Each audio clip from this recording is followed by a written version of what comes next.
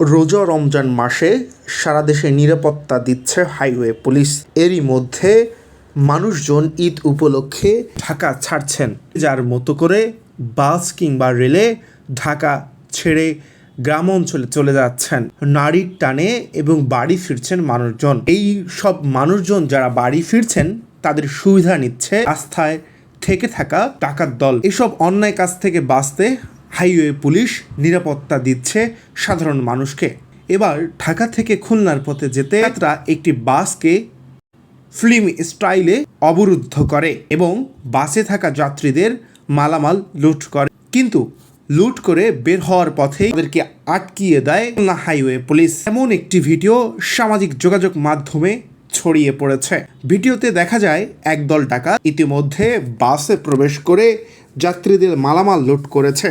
লুটকালে তারা ফিল্ম স্টাইলে তাদের ধরে নিয়েছে খুলনা হাইওয়ে পুলিশ। ঘটনাটি ইতিমধ্যেই সামাজিক যোগাযোগ মাধ্যমে ভাইরাল হয়েছে।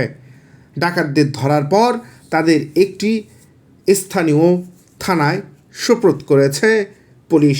এরপর ঘটনাটি ছড়িয়ে পড়ে সামাজিক যোগাযোগ মাধ্যমে। ভিডিওতে দেখা যায় ফিল্ম স্টাইলে ডাকাতদের ধরিয়ে দেয় পুলিশ।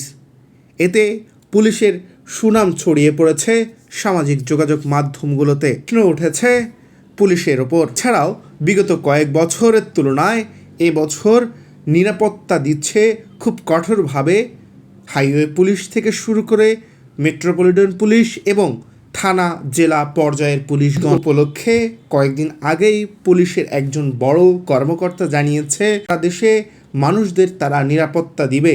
তার এই ধারাবাহিকতায় এবার এমন একটি গ্রেপ্তার দলকে আটক করেছে খুলনা হাইওয়ে পুলিশ, যা নিয়ে সামাজিক যোগাযোগ মাধ্যমগুলোতে চলছে নানা ধরনের প্রশংসা। এই ঘটনায় ইতিমধ্যে কয়েকজনকে গ্রেপ্তার করেছে। গ্রেপ্তারকৃতদের থানায় সোপর্দ করেছে পুলিশ। এছাড়াও জনগণের সব ক্ষেত্রে পুলিশ সতর্ক অবস্থানে রয়েছে।